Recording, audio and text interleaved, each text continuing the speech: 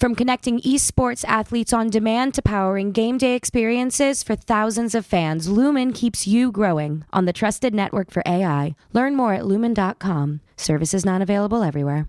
Brought to you by Solidigm. A new era in AI requires a new paradigm of data storage. Learn more at storageforai.com.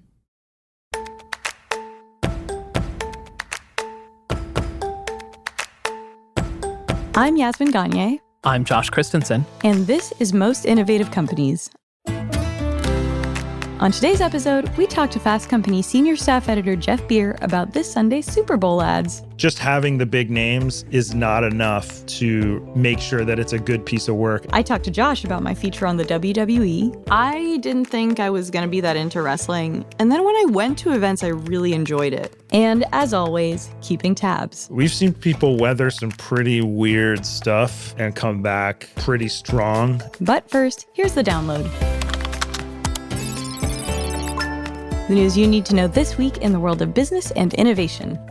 The Trump administration's 10% across-the-board tariff on Chinese products went into effect this past Tuesday and was quickly met with retaliatory tariffs from China. This included a 15% tariff on American coal and liquefied natural gas, and a 10% tariff on crude oil, agricultural machinery, and large-engine cars imported from the U.S. China also announced a number of other measures aimed at the U.S., including export controls on materials used in electronics, to an antitrust investigation of Google's parent company, Alphabet. Closer to home in the trade wars, tariffs on Mexico and Canada were postponed for at least a month after some semblance of a deal was struck between the U.S. and the two countries, respectively.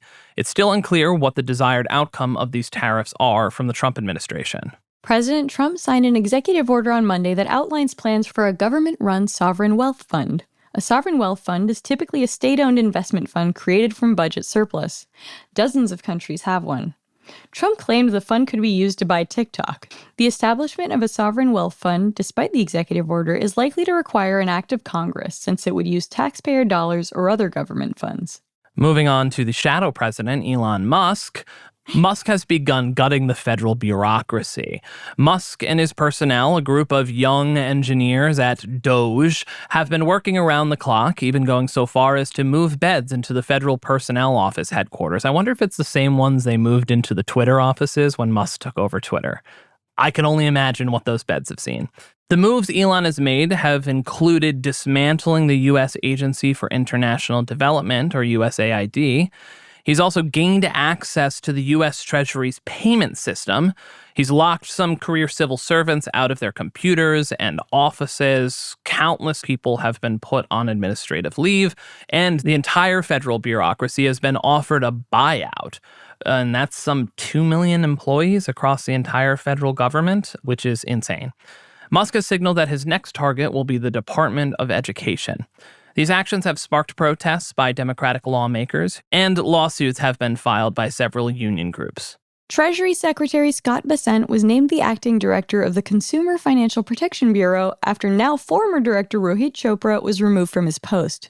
Chopra's term was supposed to run through 2026. During Chopra's tenure, the CFPB sought to rein in predatory lending and practices around credit card late and overdraft fees that cost Americans billions of dollars each year.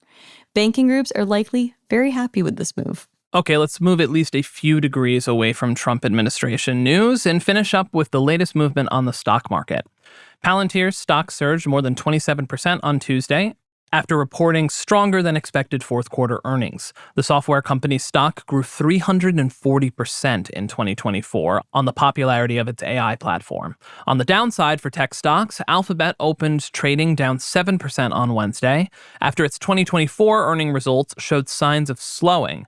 Investors are also worried that the $75 billion investment in AI the company plans to make in 2025 won't pay off, especially in the wake of DeepSeek.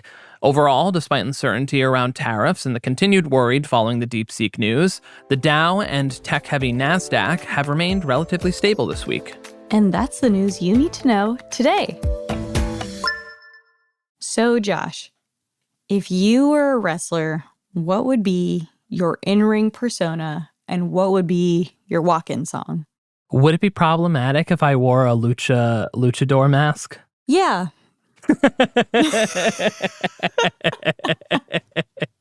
But proceed.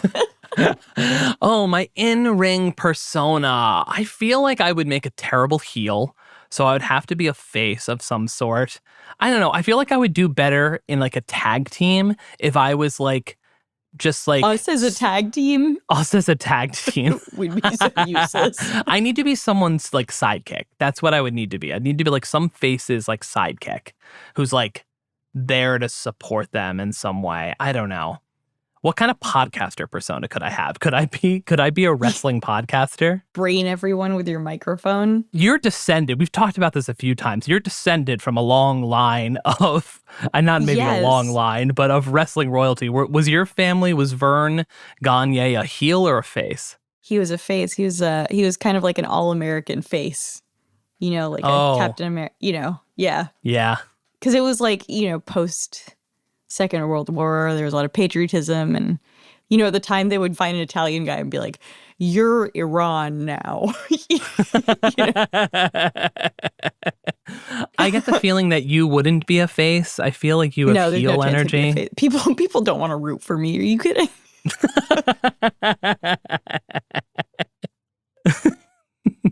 We're going to talk about the WWE more later. It's actually the only segment I'm on this week because I got jury duty. So most of the rest of the show you're going to hear without me. And can you believe that without Josh, we did a segment about Super Bowl Sunday? I'm so pissed. So if you're like me, you're looking forward to ads more than the actual game this Sunday. In order of what I care about this weekend, it goes ads, then halftime show, then the actual game, a distant third. If Josh Allen was on the field, that order would change, but that's okay. He's not. So lucky for me, we have Jeff Beer on staff at Fast Company, and Super Bowl ads are basically his Roman Empire. I talked to Jeff about what we can expect to see this weekend, what the biggest storylines are around Super Bowl ads, and at the end of the segment, we have a special announcement. Here's my conversation with Jeff. So Jeff, this week, I think it's fair to say, is your Super Bowl, in addition to the Super Bowl. Yes. And the Super Bowl commercial has evolved over the past few years. The ads themselves have campaigns and teasers. I think I saw one for Kick of Destiny, which we've talked about on this podcast before. What brands are you seeing that are moving towards this kind of advertising strategy of teasing their eventual Super Bowl ad? It all started when Volkswagen, I'm going to have to like look this up. I want to say like 2008, but it's in that realm of time. But it was the Volkswagen ad Super Bowl spot with the little kid dressed up as Darth Vader. And if anyone remembers that, he's like it's called The Force, and he's like doing the thing with the car. It's all very adorable.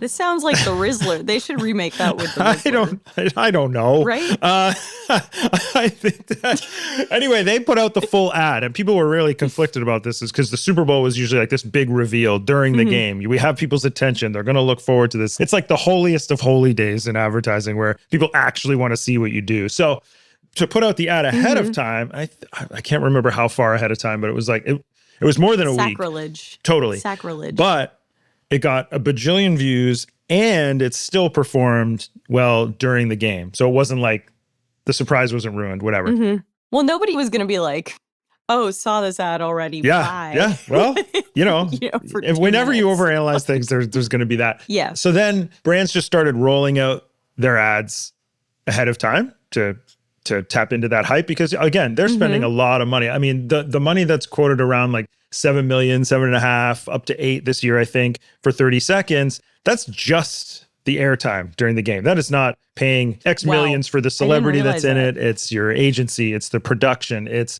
the social and everything around it. So this is a major investment. So brands do want to milk it for everything it's worth. So the releasing of the full ads then morphed into, well, why don't we start doing teasers, like teaser campaigns where it's like, oh, what is it about? I don't know. And actually, agencies and brands actually say it's more fun because they don't have to have the big idea in that. It's just like, oh, a little teaser, a little taste. And so Super Bowl advertising has gone from one day in February or early in the year to as far back as mid-December, The playoffs, November. I mean, super early. Yeah, what was the earliest one you saw this year? Oh God, that's a good question. The Matthew McConaughey. Yeah, but that wasn't on Eats one? purpose. So Oh, really? they did an ad with McConaughey back in September, October, I want to say, and where he sort of starts this conspiracy theory that football is only there to sell snacks and food. Why am I still hungry? Because you're watching football. The whole game is basically an elaborate scheme to make you buy more food. And it's working. Which, as far as I'm concerned, it's true for me. Okay, focus group of one. There are tens of us, John. Nice. So the Uber Eats saw the success of that ad with McConaughey and were like, they had actually had other ideas going. They were planning since the summer. This is September, October now, which is relatively late in terms of production and everything for a Super Bowl ad to get put together. Yeah. And they were like, let's roll with this. And they rolled with McConaughey. Obviously, those teasers have come out, but then they've also added to that, because it is the Super Bowl, Martha Stewart and Charlie XCX in various ways. And I haven't seen that full ad, but the teasers are pretty funny. The idea of the teasers and the ad out before the game has worked really, really well. But I think some brands, and it works for some brands. Now, if everyone does it, it's a whole other thing. Yeah. Some brands are swinging back to the idea of the old school surprise. Like, you don't know they're going to be in the game. You don't know who's going to be in the ad. You don't know anything about it. And last year, Coinbase was an example. Like, no one knew they were going to be in the Super Bowl. All of a sudden, this like DVD menu style QR code is bouncing around their screen, and they don't know what it's for. And it got a lot of attention. There are going to be surprise ads. I know for a fact this year, I know 2 major brands that have not had any teasers or really any news out. Can you share? No, I can't. You can't share? It's a secret until the beginning. I don't want to ruin it. Come on. If I give you one brand, can you tell me if I'm hot or cold? Sure. Volkswagen. Room temp. Volkswagen. Daihatsu. No. Kawasaki. They were last year. I actually don't know. I don't know about that one. I think there actually is merit in the, like we've seen in culture where you've got huge artists just surprise dropping albums over the last number of years. I feel like it is apples and oranges, but still, I think there's a novelty to surprise that certain brands, if done right, can really take advantage of. I think the unexpected spots, especially, people are at work, they're checking out the teasers, they're sharing whatever, it's in the news, blah, blah, blah, this celebrity's doing this, yada, yada, yada. Even if they enjoy the ads and they like them, seeing them in the game, it's almost like expected, like you're expecting to see this. So when you see something that is really good, it's got to be good. Yeah. And unexpected, I think that really makes up for the brand's lack of teasers and whatever. But certainly the safe bet, certainly in terms of the amount of investment put into these things, is, you start that thing during the NFL playoffs with some teasers or something and take it all the way through the Super Bowl. Because there's the other aspect of this is you shouldn't really have a Super Bowl ad as a brand that is completely out of character for your brand. It's kind of like when you see advertising for something and it has one vibe, and then you go into their store, the restaurant or whatever, and it's a completely different experience. And you're like, oh, I will never trust anything that brand says ever again. It's a little like that, where it's like the vibe or the amount of spend and effort, or like if a brand's hilarious in their Super Bowl ad and then everything else they do through the year is a completely different tone, that's weird. So I feel like brands need to be more consistent. In fairness, I do feel like the biggest offenders in that category are like insurers. You know what I mean? Right. Like Intuit. You know what I mean? Where you're like, this sucks. Filing my taxes is horrible. Why was Quinta Brunson your spokesperson? You know what I mean? I don't think I ever see a Rocket Mortgage ad except in the Super Bowl. Fair. But, yeah. But I will say in terms of consistency, I mean, obviously they're going through a tough time right now for obvious reasons, but State Farm has been really consistent with their sports advertising for years, Jake from State Farm and all that stuff. Yeah, that's true. So when we talk about kind of having a consistent presence in the Super Bowl, we obviously have to talk about Kick of Destiny, which we have spoken about twice at length on Super Bowl episodes of this podcast. And it's here for a three-peat, unless it's been done for more than twice before this. This is it. You got it right. Rob Gronkowski kicking for $10 million. His trainer, Adam Vinatieri, with the Gronkowski family looking on. Here we go. The kick is up. Are they going to do this every year? They definitely should. I mean, I wrote about that. I think last year I wrote about it in that way. And that was their original brief to the agency, Wieden and Kennedy, back 2 years ago, was we don't want to just make an ad in the Super Bowl. We want to make an ad that's a part of the Super Bowl. And so they came up with this concept. It was, for those who somehow don't know, Rob Gronkowski, former NFLer, was challenged with kicking a field goal live during the 30-second ad or a minute ad, whatever, during the game. They teased it. It got people on the FanDuel platform to pick. It wasn't a bet, just to be clear, just to pick whether he's going to make it or not. I mean, they made some funny ads leading up to it. And he missed the first year. And then last year he did it. I think he might have missed again. Anyway, they did it again. I think he missed. Yeah, I think he missed both times. They did it again with the whole, like, can he do it this time? And it's like, obviously you can take that concept. And as I wrote last year, it's like, you could take this concept and adapt it to, you could bring in actors and artists. You could bring in other athletes from other sports. You could bring in other NFLers, whatever. This has franchise potential. Totally. One of my favorite subgenres of YouTube video is watching celebrities make terrible first pitches at baseball games. I'll send you Steve Aoki's. Perfect. It's one of the craziest videos I've ever seen in my life. It's harder than it looks. It is harder than, I mean, I'm not saying I'd be good. I do think I'd be better than Steve, actually. I haven't seen it. Hasn't someone hit the mascot before? Like, hasn't like or you dig it into the ground? That's a bad one. I'm sure that must have been the case. Result. The thing with Steve is he had such a big wind up. You know, he's like really getting ready for it. You can't add the flair if you're not going to make the shot. Anyway. Fair enough. Kick of Destiny has, this year they have Eli and Peyton Manning, right? Yeah, so they did. They took the concept, and now not only have they brought in Eli and Peyton Manning, may the best Manning win is their tagline. They really evolved it really well this year. I mean, obviously it hasn't happened yet, but in theory, that instead of trying to do this production quickie style in 30 seconds during the game, what they're doing is they work with Fox. The whole Kick of Destiny is actually going to be a part of the pregame show, which gives them more time and frankly, as a brand, more airtime. Yeah. Then they're producing spots that will air during the game that are kind of celebrating what happened before the game. So they're reminding people about whatever. And obviously they're making spots ahead of time that sort of, with both scenarios in mind. But I think the key there is, I mean, they've taken this really cool concept and significantly evolved it over these last 2 years. And I don't see any reason why they can't just keep this going. And it's cool that to have like a tradition that people can sort of expect and think about. Yeah. I wrote about this. I don't know when it's coming out. It'll be coming out this week, but I kind of feel like there's like 5 types of Super Bowl ads. And one of the types that I write about is it'd be weird if they weren't here. Kind of like status quo brands where it's like Budweiser skipped the Super Bowl. It's like literally a news story and people would be wondering what the hell's going on. Exactly. Yeah. So, and same with certain car brands. I mean, certain other brands have taken years off, but it is kind of weird when you don't see a Toyota ad or a GM ad or something like that. Like there's certain brands you just expect to be in the Super Bowl. I mean, earlier we were talking about like surprise brands and brands you'd kind of have no idea whether it's Coinbase or like say Tubi or whatever, Jesus.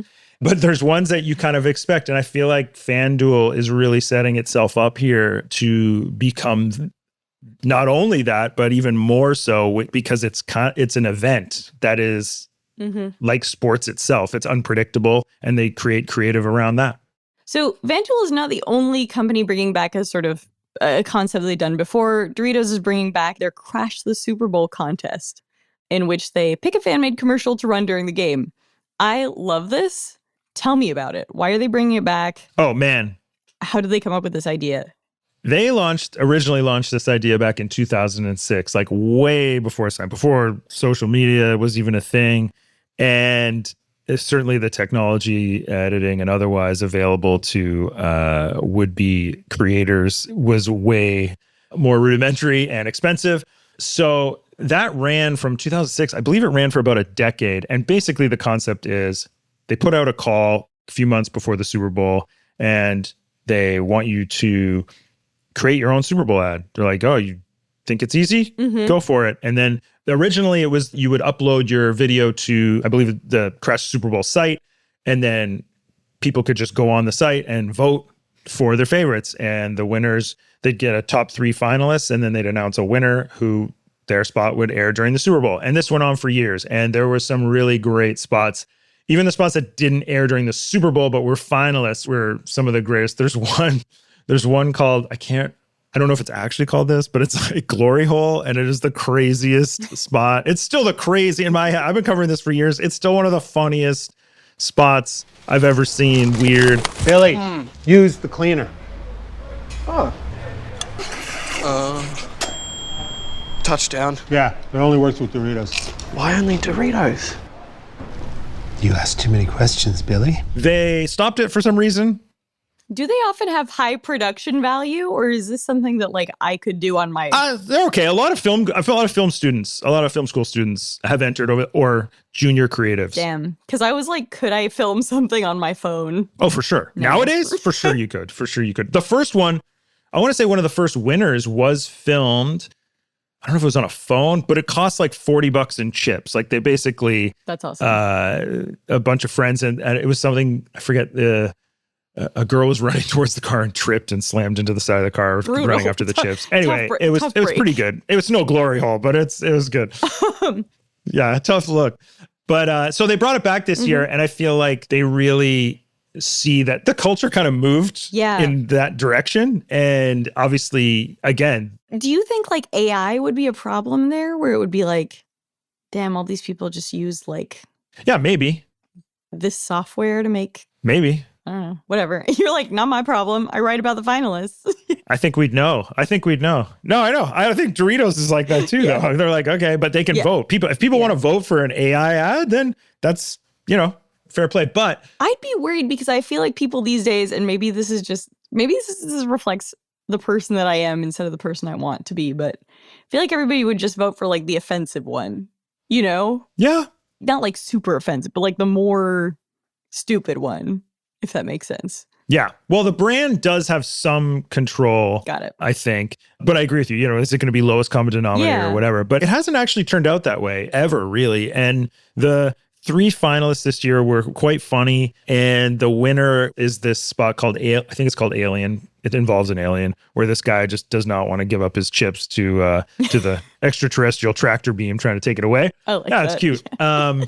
But I just think, more so than the ad itself, I mean, this concept is so good in terms of fan involvement. And we talk about FanDuel, where it's like great concept that gets people on its platform. DoorDash had a similar situation where they ran an amazing contest last year where they were going to give away everything that was advertised in the Super Bowl. That got people onto the DoorDash platform. This is like Doritos. I mean, people buy chips, whatever, but this is just about fan stoke and brand, like just cementing the brand as a cultural force, and doing that by asking people to make things and then asking them to like basically become marketers themselves for their video, right? It's just the idea of getting the consumers to market their ads about your product for the Super Bowl is such a great concept that to me, it's a no-brainer to bring it back. So it'll be cool to see how it does and how it performs for them this year. But I was really happy to see it come back. We talked about Uber Eats at the top of the episode. They have another star-studded campaign with Matthew McConaughey. Tell us a little bit about what we know about the ads so far from the teasers, but also, what do you think is the value of using big-name celebrity? Like, do you think that ROI is still there? That's a great question. I get different answers from different people. Obviously, many marketers think it's definitely worth it because you look at the sheer number of celebrities in Super Bowl spots and campaigns. Yeah. Clearly, people think it's a great idea, and clearly it's got to have some payback for them, or otherwise they wouldn't keep doing it. That said, I do think we've gotten to the point now where like big celebrities, even multiple big celebrities in a brand spot is kind of table stakes. Like it's like, well, okay. Yeah. What do you got for me? I used this example last year in kind of how things can go wrong. I mean, Michelob Ultra last year had the greatest soccer player of all time, pretty much. Lionel Messi. We talked about this. Yeah. They had so lame. Ted Lasso. They had multiple celebrities, but it was incredibly flat, in my opinion, and boring, that just having the big names is not enough to make sure that it's a good piece of work. I mean, then there's the unexpected celebrities. I mean, Uber Eats, going back to our earlier point, last year, I mean, perfect balance. They had a lot of different celebrities in their spots, but I mean, everyone was talking about the Beckham documentary. Yeah. And then obviously there's the meme around the Be Honest with Victoria talking about being working class. And they did the same thing in the teaser. I actually like the teaser better than the final ad, but like that is sort of agile, culturally aware, and sort of getting the right celebrities involved that fit the idea, and the idea is actually good. So David and I are going to be in a little commercial. Be honest. I am. Honest.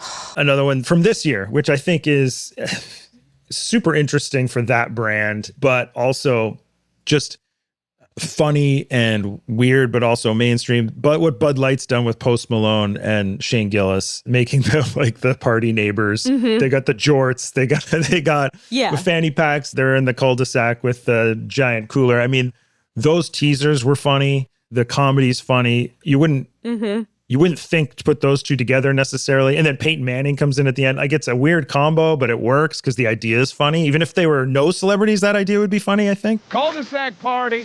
Launch. And beers are a metaphor for an invitation. Is that our leaf blower? It's true. But I do think the Post Malone, Shane Gillis, like I wouldn't think about it, but then the minute you tell me, I'm like, that makes total sense. Sure. You know what I mean? It's like, of course, they were destined to drink beer together. I actually was thinking about this the other day, and you brought up Peyton Manning. He's come up a couple times in the episode. Is he America's most trusted spokesperson? You know what I mean? I feel like he is in like every big ad campaign, and he may not be like, we've talked about other celebrities in editorial meetings who are like a, prolific spokespeople. I don't think Manning is exactly that, but I do feel like really established brands want him. Does that make sense? Oh, it makes total sense. And I would agree with you, especially if we're talking about the category of like retired athlete spokesperson. I mean, definitely number one. You think of some of these people that are kind of ubiquitous, but also trusted. I mean, for a long time, John Legend was in like so many spots, like so many ads to talk about. And then, I mean, until his recent sort of Trump turn, maybe not, but like Snoop, certainly. I mean, I love it. It's so crazy. He was who I was thinking of when I'm like, there's a high volume of endorsements, but I don't know if people are like, well, I totally trust, that guy's doing this, like I have to as well. Like, I don't think that's quite the relationship people have, if that makes sense. Maybe not. I mean, it's crazy as someone who was around when his first album came out to think that he's like selling Skechers. Dude, I know. Blows your mind, which is amazing. Remember that music video where he was like hooking up with a girl and then her dad was coming up to her room and then he turned himself into a dog? Yeah, exactly. To avoid, so that he wouldn't find. That's actually a pedigree commercial now.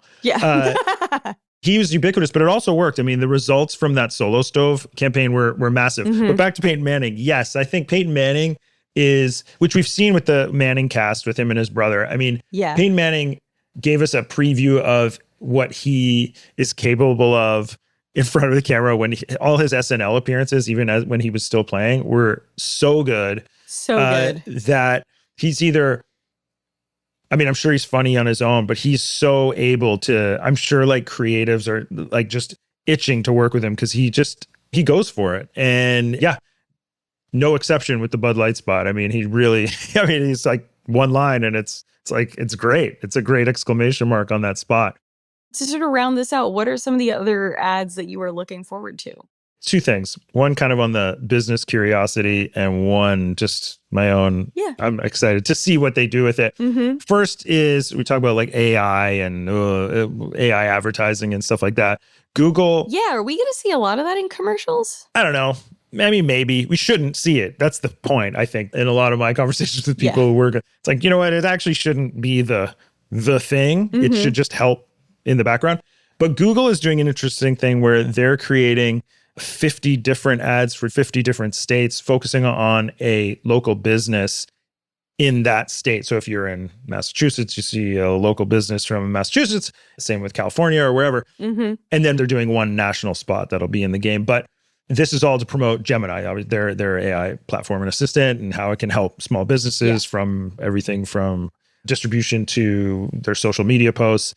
So that should be interesting to watch. It'll be cool to see what the response to that is. And then the other one I'm looking forward to is Duncan. I just think that Affleck, speaking of like multiple years, Affleck's self-awareness and turn as like ultimate Boston guy in these ads. He's like obviously a character of himself. He's preparing. He's doing his research. I never did no research on nothing. Look where I'm at. Exactly. We're big time now. You ruined it. Do I ruin it, or do you have a breakfast named after you? Yeah, but he's really funny. Duncan is forever. The first one where he's in the drive-thru 2 years ago, I believe. Last year, he goes full setting up a band with Matt Damon. It was hilarious. The Dunkings. And the teasers to that were funny. And the execution was a great payoff. I mean, Tom Brady and Matt Damon in it. And then this year, the teaser is he's kind of back and he's got his brother Casey involved.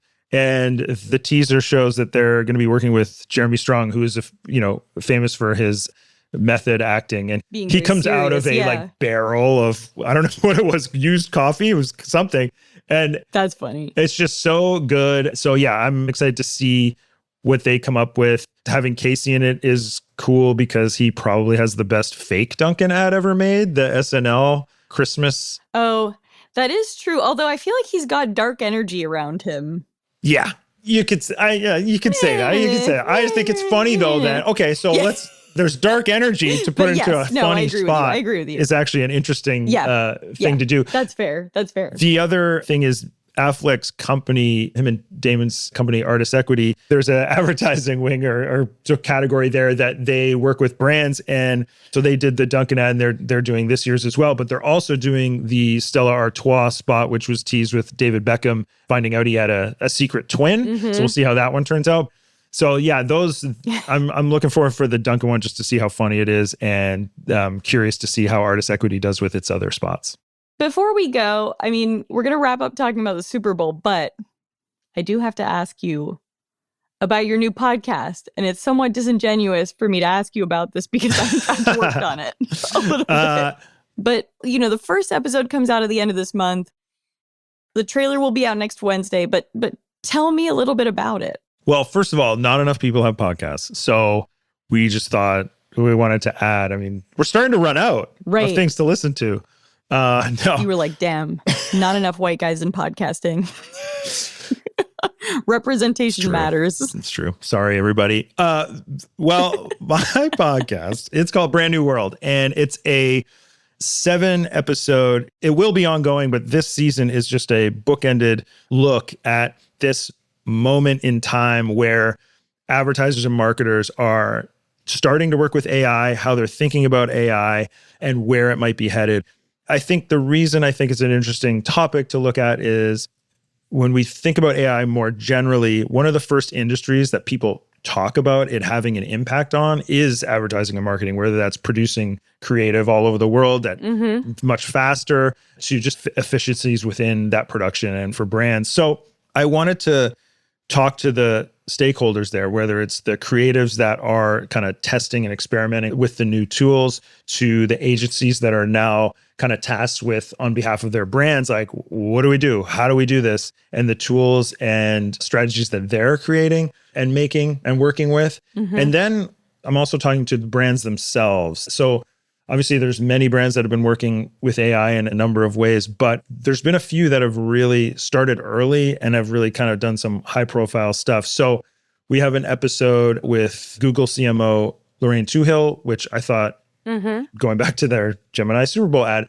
like what it's like being the marketer at an AI company, that you're not only kind of marketing the idea of using AI in your marketing to create that. The other brands we've talked to is Coca-Cola, which famously made their holiday ads with AI tools, and how they think about that. Like they kind of made AI part of that news cycle and part of the ad itself, or part of the gimmick. So I talked to their head of generative AI about that. And we also talked to Sephora, which has been working with machine learning and stuff for many years, and just wanted to talk about how they're using AI to create a better experience for their customers, both online and in their stores. So It's about the present in terms of how they're working. But what I really wanted to get on record is how brands and marketers are thinking about this right now, because I really think it'll be interesting to come back to even. It'll be interesting now, obviously, please listen. But I think it'll also be interesting to come back to it,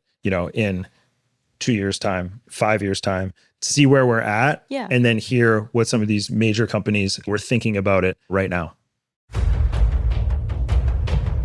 Artificial intelligence will be the single most disruptive force the world has ever seen. It will change the way we work, the way we communicate, and the very nature of existence. The world as we know it will be torn down, and AI will build a new utopia from the ashes. Or maybe it'll do none of that. In reality, it's way too soon to predict the scope of impact AI will have on the world. But one area we are starting to see things take shape is in the world of advertising. I'm Jeff Beer, and I've been covering marketing and brands for the last 2 decades. I've seen Subservient Chickens, Macs versus PCs, Red Bull jump from the stratosphere, and a Barbie movie, but I've never seen anything quite like this.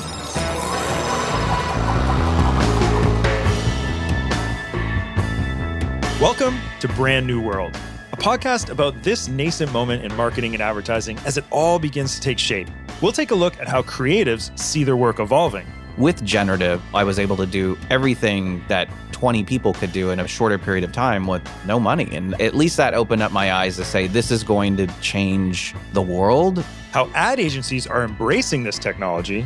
And then we gave a lot of people access. And we said, go test this out. Find a couple things that you think you want to just use it for. And we had hundreds of people across the collective just going out and using it. And how big companies like Google and Coca-Cola are leading the way in deploying AI to grow their brands. But ultimately, my dream is that we get to a point where we can have an idea in the morning and ship in the afternoon. Brand New World's first episode drops on February 26th. Subscribe on Apple Podcasts, Spotify, YouTube Music, or wherever you listen. And be sure to share this trailer with all your AI-obsessed friends.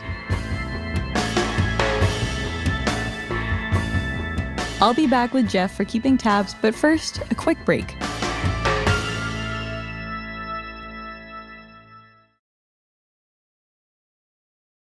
In life, growth doesn't happen alone. But in business, who is there to help you grow? Lumen. That's who.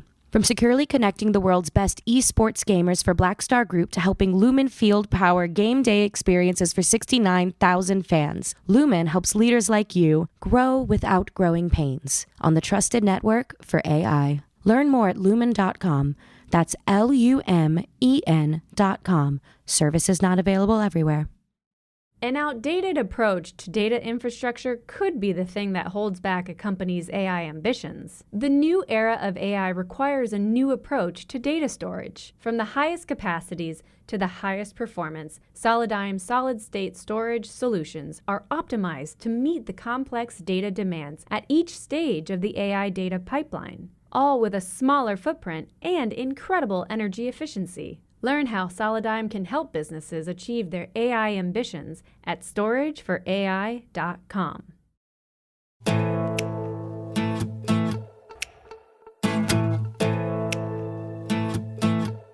In January, the WWE officially moved one of its signature shows, Raw, from USA Network to Netflix. This is part of a 10-year, $5 billion contract to make the league Netflix's first ever live event franchise. The deal marks a new era for both companies, but for the WWE, turning the page on some of the more problematic aspects of its 5-decade history won't be so easy. I wrote a feature in Fast Company magazine on newsstands now about all of this and then talked to Josh about it. A quick note, we recorded this a few weeks ago, so there are some references we make that are a little dated now. And you know what? Before we begin, you guys need to hear this incredible sonic masterpiece put together by our producer Blake and our editor Nick Torres.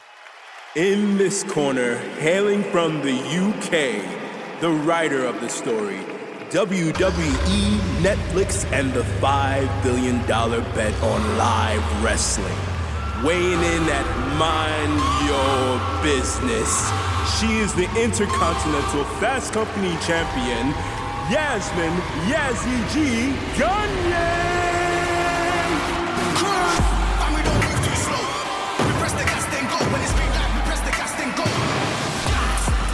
opponent is the interviewer.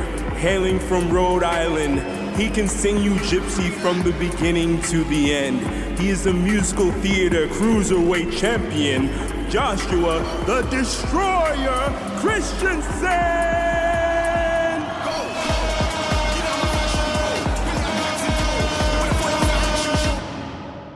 So yes, earlier this month, one of the WWE's flagship shows, Raw, started streaming on Netflix. And you wrote about the deal for our current issue on the magazine. But first, and I just got to note, I hate saying Raw as a product name overall. I just need to get that out. We're going to say it a lot. You're going to hear me say Raw a lot. And I don't like it. SmackDown is a lot more satisfying to say. SmackDown's a lot more satisfying. Or WrestleMania also, it tickles me. Anyways, how did Raw's debut go on Netflix? So Variety reported that it pulled in 4.9 million views globally, which is a lot. It's a respectable number. And those views, for context, because this deal on Netflix is kind of the first time they've been able to get global numbers all in one place, came from countries like the US, obviously, the UK, Canada, and countries in Latin America. It still did not include 92 countries where Netflix doesn't yet distribute WWE content, including France, Germany, India, Italy, Japan, and the Philippines. That's coming soon, though. Is that just because of licensing deals and all of the red tape with distributing content in countries? Yeah, pretty much. But eventually, Netflix will basically have all of the international rights. And so right now in the US, you have Raw streaming on Netflix, SmackDown streaming on another network, and then NXT, which is their sort of minor leagues, streaming on a third network on the CW. In some international territories, all of that will be on Netflix. In others, it'll just be Raw. So Raw doubled its average viewing numbers among adults between the ages of 18 to 49. That was my next question. It's is Netflix giving them a boost? Definitely. And the numbers are good. They're not eye-poppingly so. In Netflix's internal rankings, their most popular English language shows average 15.5 million views in the past 10 weeks. That's obviously the WWE's numbers are a third of that, but yeah, this was their first outing. Yeah. And, Macaulay Culkin was there, random. Travis Scott was there, random. But there's some cultural buzz around it, some dark cultural buzz. Macaulay Culkin and Travis Scott signify a dark cultural buzz. I think so. I don't know what Macaulay Culkin has going on. He was in that, you know how Kim Kardashian recorded the sort of that Santa Baby music video where Macaulay Culkin was Santa with a gun? Oh, that's weird. Yeah, I don't know. He's got a lot going on in his life. It's very... I just remember he's married to Brenda Song and he got a Hollywood Walk of Fame star and it was a very sweet I like them as a couple for sure. I don't know. I like Macaulay Culkin. I'm for him. I like the Culkins in general. Yeah, the in Culkins fact, are great. My editor on this piece, I think, profiled Kieran Culkin when he was at Esquire and brought it up a lot. So I think they're big wrestling fans. Yeah. Or he was just bringing up Kieran Culkin a ton. Kieran Culkin had a really fun actors on actors with Coleman Domingo. That was terrific. I love Coleman Domingo 1. Mm-hmm. And then the pairing of them two was so hysterical. They just had so much charisma. So much charisma. It was terrific. But you can't talk about the WWE without talking about Vince McMahon. Mm-hmm. He was the WWE for many number of years, and I don't think there's a single person who doesn't associate the WWE with him in some circumstance, even though he's been gone for 2 years now. He hasn't been with the company for 2 years. Yeah. So what's the latest with Vince McMahon? So there are a bunch of lawsuits swirling around Vince McMahon, but on Friday the 10th, he agreed to settle this case with federal securities regulators over allegations that he failed to disclose multi-million-dollar settlements he'd reached with two women when he led the WWE. So basically, paid some hush money, and as a result, he needed to pay a $400,000 fine to the SEC and reimburse $1.3 million to the WWE. In 2019, there were other allegations. McMahon eventually paid $7.5 million to a woman who'd worked for the WWE and accused him of assaulting her after she refused to have sex with him.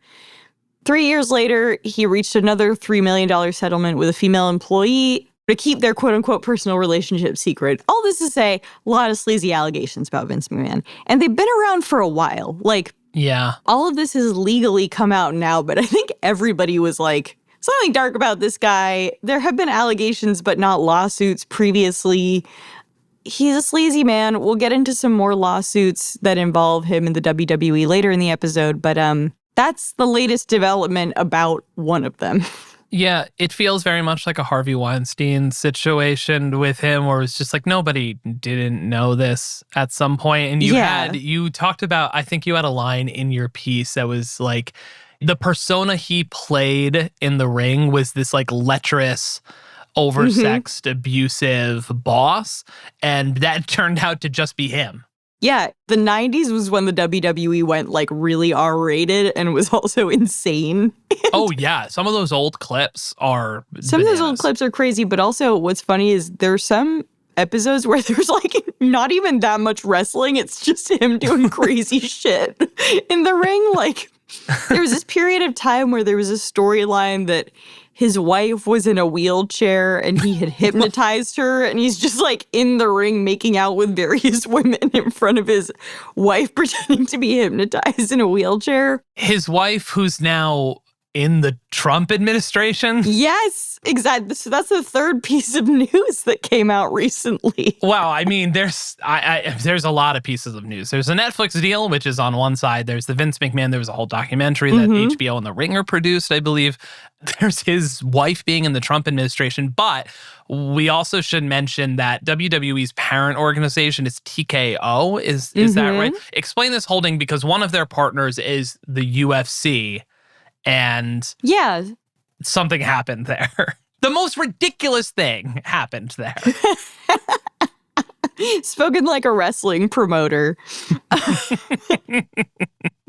So TKO Holdings is basically the parent company of the WWE and the UFC. And TKO was taken public by Endeavor, by Ari Emanuel, who you may know Ari Gold in Entourage is based on.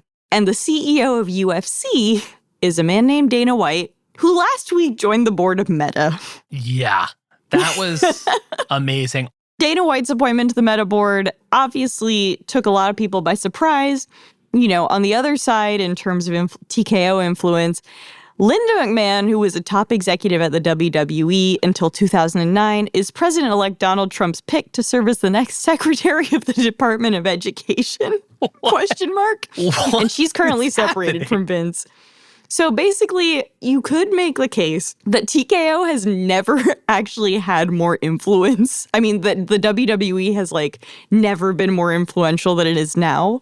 And it's also easy to forget that some of the biggest movie stars out there right now are WWE alums. Dave Bautista, not really super involved with WWE now, but The Rock, very heavily involved. John Cena still kind of shows up at different events. And they're some of our most bankable movie stars. I mean, all of this news and the influence of this WWE sphere, TKO, UFC, is kind of wild overall. Yes, because it's like people play fighting. Yeah, I don't know how to wrap my head around it in any sort of like serious way. It just doesn't feel serious. It feels deeply unserious to me. I'll say this though, and you know, we'll talk about the Netflix deal. I think this is part of it. I didn't think I was going to be that into wrestling. And then when I went to events, I really enjoyed it. I felt like it was a place where it was far more diverse than I expected it to be. There were people of all ages, and it's rare to have like true group moments where like everybody's booing or cheering at the same time for whatever's going on. And in terms of the sort of international expansion of the league, it's not quite a sport, not quite entertainment. It's kind of beyond language. It's easy for anyone to understand who's bad and who's good and what's going on. Yeah. They have a term for that. Like they talk about that at the WWE, and you mentioned that in your piece. Yeah. Well, there's kayfabe, which is basically keeping up the illusion that what's going on in the ring is like actually going on and people are actually getting hurt. Yeah. I'll just say I understand it. Yeah. I mean, I've never really been into wrestling. Like my family would watch WCW in the 90s. when I was a kid. And I feel like if you're a theater kid, you'd probably actually enjoy it. yeah, no, I mean, it's like I'm familiar. I've watched enough wrestling where it's just not really for me overall, but like I do get it as an entertainment product. And I see like one of my nephews is really into it, and like that makes sense because it is just like a very like meat and potatoes form of entertainment. It's what makes sports so alluring is like not knowing who's going to win or lose, and it's just like literally the most simple form of conflict is like two people, or sometimes I guess a Royal Rumble is a number of people. But it's just like people fight, there's someone who wins. And it's just like, and then you extend that out and you literally do not need to like speak the language to understand that, to watch it. That I get, which makes their international play really smart. And that's a big part of why they struck this deal with Netflix, right? Yeah, so this is Netflix's sort of first live event franchise that they've gone for. So Netflix is paying the WWE $5 billion over 10 years, which dwarfs the $265 million per year they were getting for Raw's broadcast on the USA network. Although, again, that was just domestic, so it's sort of hard to compare the two. The USA doesn't have the same sort of market cap that Netflix has. I know, newsflash. Incredible reporting from Yasmin Gagne on this topic. So WWE content will be on Netflix around the world. Raw and pay-per-view are on Netflix in the States. Other territories will broadcast everything. And the reason this is interesting is twofold. The first is that unlike traditional sports, which Netflix has dabbled in a little bit, I mean, we all watch the Christmas Day game, but they haven't like launched with a franchise. Right. Netflix can guarantee that every Raw will be exciting in a way that they can't guarantee every game will be exciting. Yeah. Because it's this mix of theater and sports. So I think that's a big thing, just in terms of holding viewers' attention. The second is Netflix launched an ad-supported tier a while ago. And wrestling actually plays really well with that. There are scheduled ad breaks, but they also can work to program it so it's, some really suspenseful thing is happening right before the ads. Yeah. But it's also malleable enough. There's no like time limits or whatever that for those of us who are willing to pay for Netflix without ads, they can come up with filler content, skits, extended fighting, what have you that happens that's not going to impact the main storyline for those with ad-supported tiers. It's basically a way of drawing people into that tier as well. What is the company doing to kind of get the stench of the McMahon era off of them? So it's a weird one because he technically resigned voluntarily and his lawsuits are not resolved, but I think they are doing a bunch of things, and they have been for a while, to their credit. First of all, I think they realized that to get advertisers, it's better to make their show PG-13 rather than R-rated. So for quite a few years now, it's been less insane. Yeah. That's one. Second, they now have a sort of college recruitment program. So say you're an athlete, you're like, I don't know, a Division I football player, or you're just an incredible track star, but for whatever reason, maybe you got injured or whatever, you are not going to be able to play that sport professionally. The WWE could come to you and say, look, I think you have a lot of charisma. You have athletic ability. Maybe you can do something with us. And then they might go into their NXT program, which is the sort of minor leagues where they test out different characters, and WWE PR works with them to beef up their social presences. And they have access to this training facility in Orlando where they can kind of learn the ropes. And I think having that kind of quote unquote professional pipeline is pretty new. I don't know if it'll totally succeed. We are seeing like the first few former college athletes in the ring, but it's certainly a more professional system than they previously had, which was random choices. I mean, you know better than I do overall, like the old promotion circuits that literally your great uncle, great grandfather, like ran. My grandfather's cousin. Your grandfather's cousin, and Vern Gagne. Vern G. In the WWE Hall of Fame, for what it's worth. Yeah, so you literally are descendant from that. But like when Vern G was coming up, it was just people doing these very let's say really dangerous shit. Yeah. I was going to say unregulated matches, but it was basically backyard wrestling, more or less. And that's how you'd come up through the ranks. I think this dovetails into something else that's kind of interesting.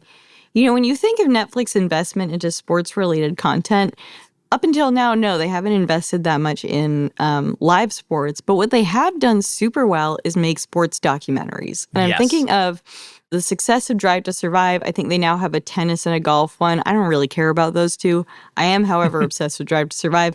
And I think they've seen that there's an appetite. I mean, I'll be honest, like, nobody knew that much about F1, at least in my circle. Now I can name the players on the grid.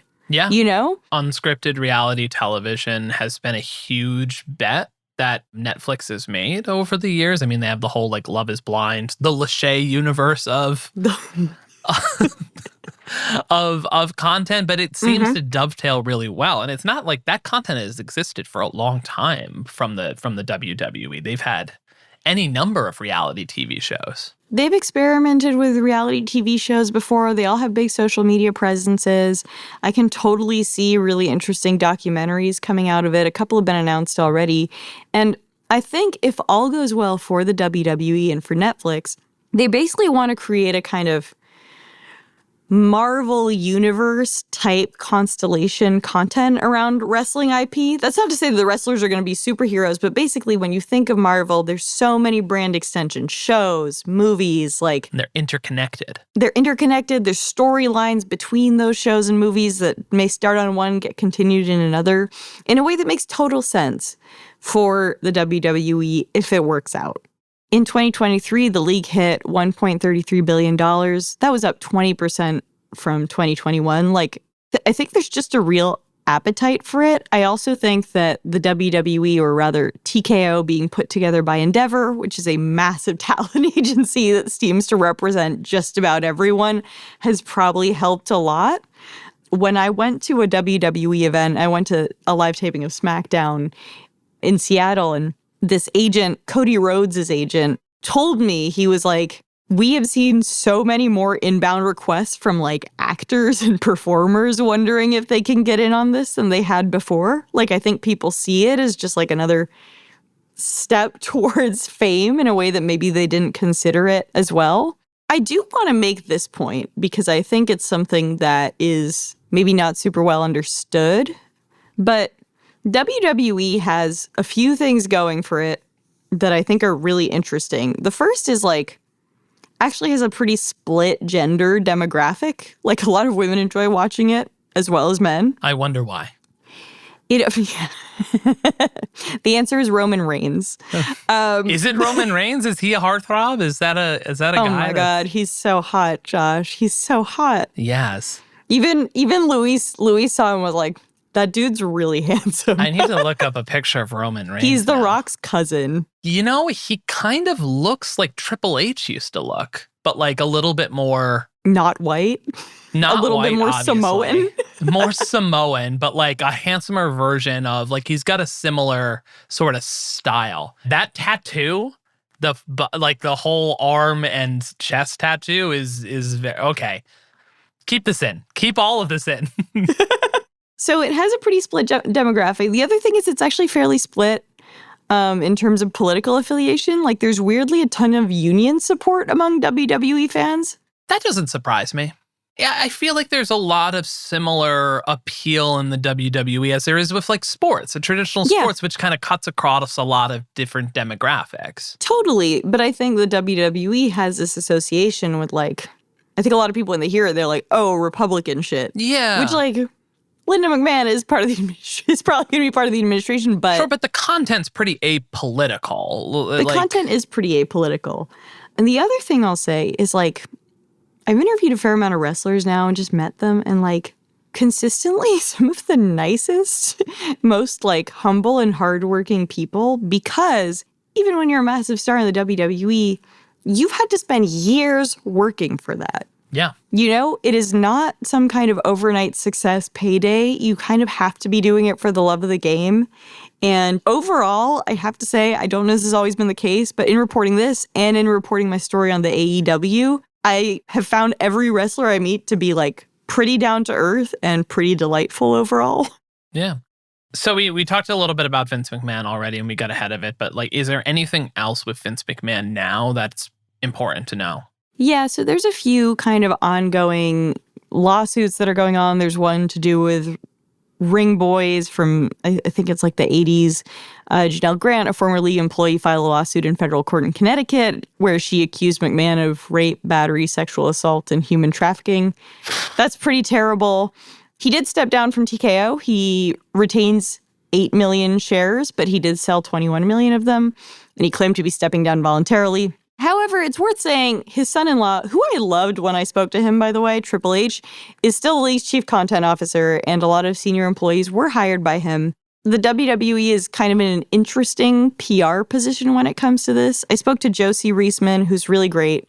She wrote a book called Ringmaster, which is a biography of McMahon, and she basically said that all of the WWE's PR efforts amounted to quote her, they want the appearance of starting afresh without actually having to reform anything. And she basically said the goal of all this is, can we convince the public that we've turned over a new leaf without having to make any kind of structural change? I think they've made some, but I also think her point is really well taken. Yeah. It'll be interesting to see how the league moves forward after all this or tries to move past it. You know, when Vince announced that he was retiring, which he did following these lawsuits, the crowd chanted, "Thank you, Vince," when he was standing in the ring. And it's sort of a moment of like, it's just a weird one. You're like, wait, but don't you know about these allegations? Like, what is... Yeah. It'll be interesting to see how the league moves forward after this. So to end on a less depressing note. Word. Who's your favorite wrestler, Yaz? Well, look, I love Roman Reigns. As you've mentioned. We know why. Now, there's a really phenomenal wrestler. Her name's Bianca Belair, and she was actually a CrossFit champion. So she competed in the CrossFit Games, and she was a college track athlete. And seeing her in the ring, first of all, she has so much charisma, as all these wrestlers do. Like, when you see them live, you're like, oh, I get it. I'm a big fan. You're so cool.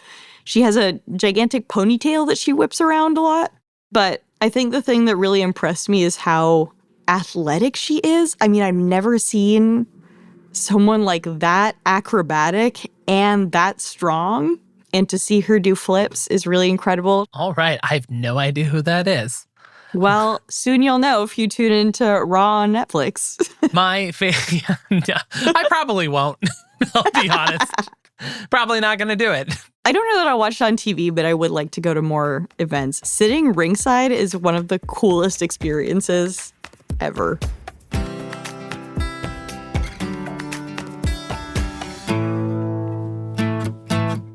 Okay, we are back with Jeff, and it's time to wrap up the show with Keeping Tabs.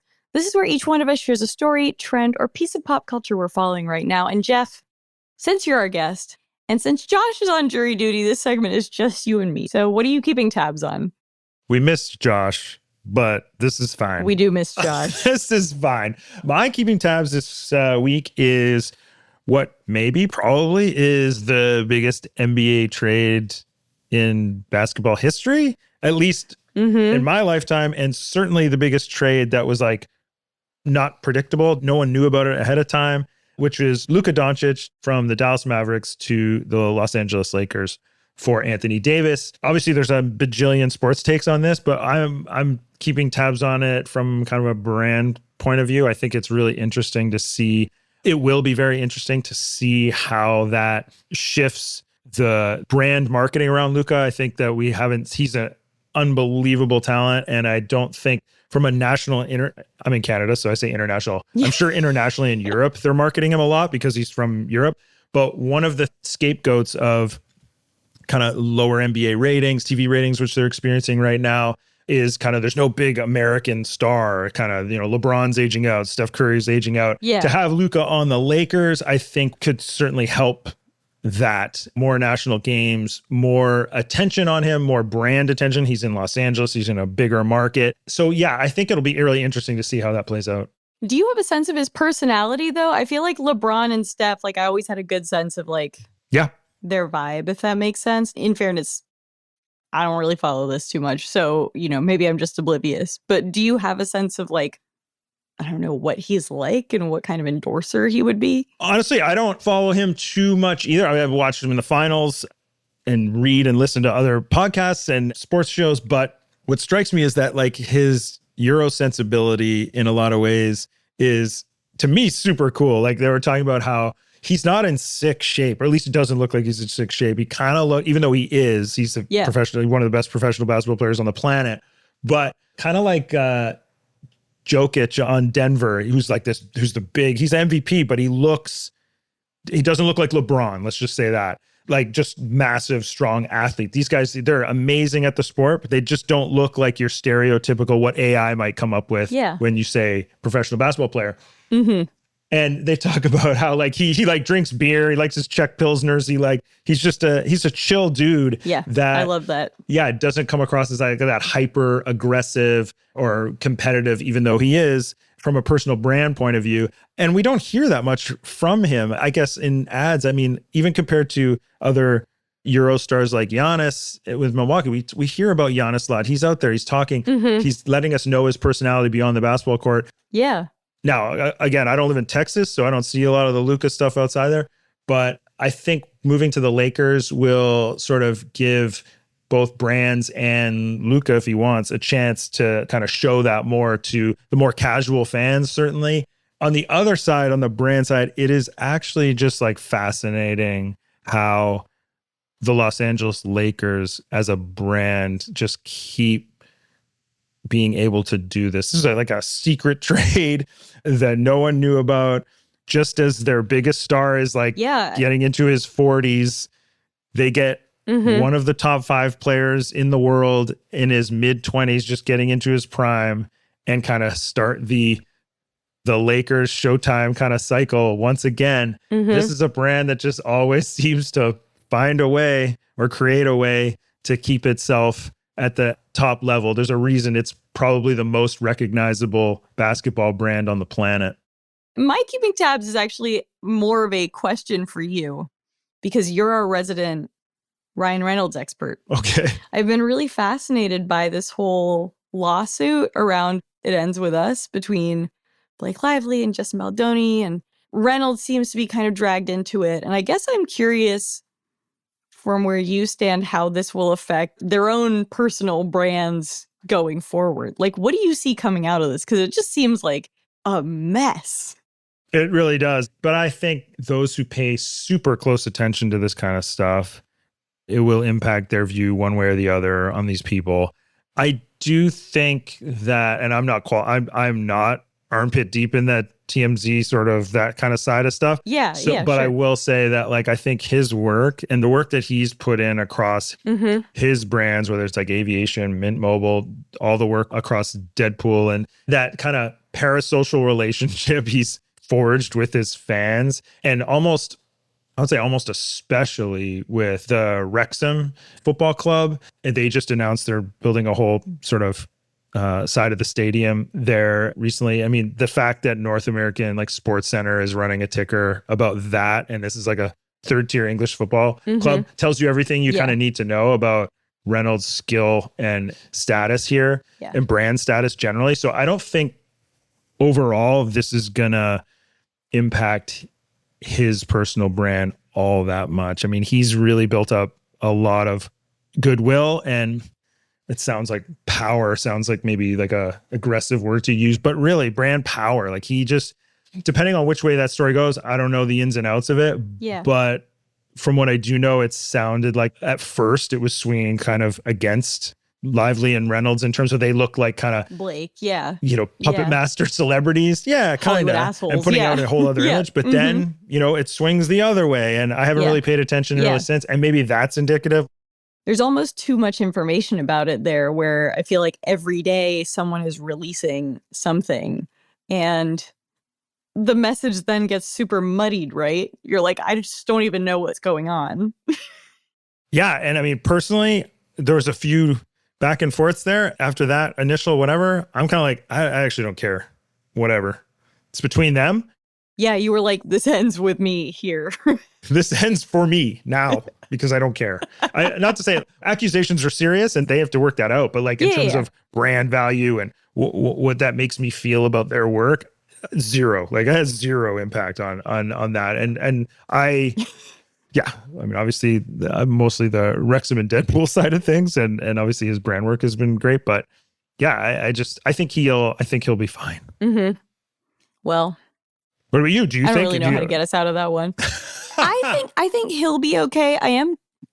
One thing I'm really curious to see is whether he consciously they decide to stop marketing themselves as a couple as much, if that makes sense.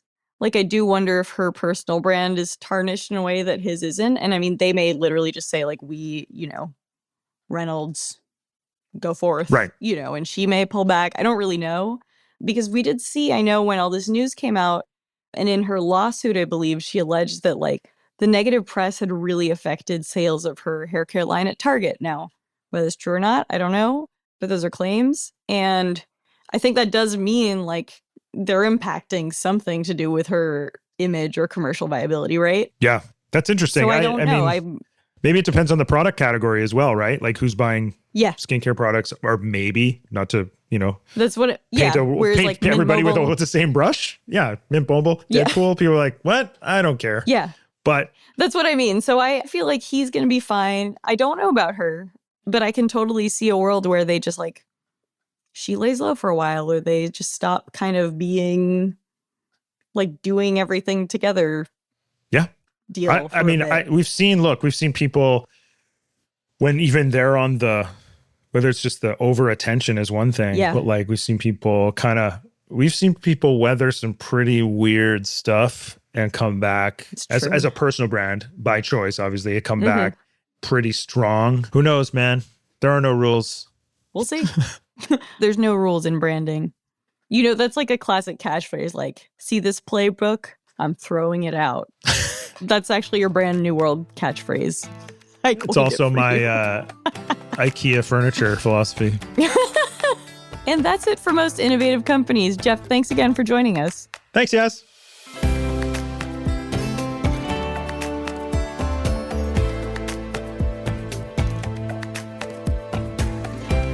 Our show is produced by Avery Miles and Blake Odom with help from Sam Gebauer and Hawa Atori. Editing by Matt Toder, mix and sound design by Nicholas Torres, and our executive producer is Josh Christensen. Remember again to subscribe, rate, and review, and we will see you next week.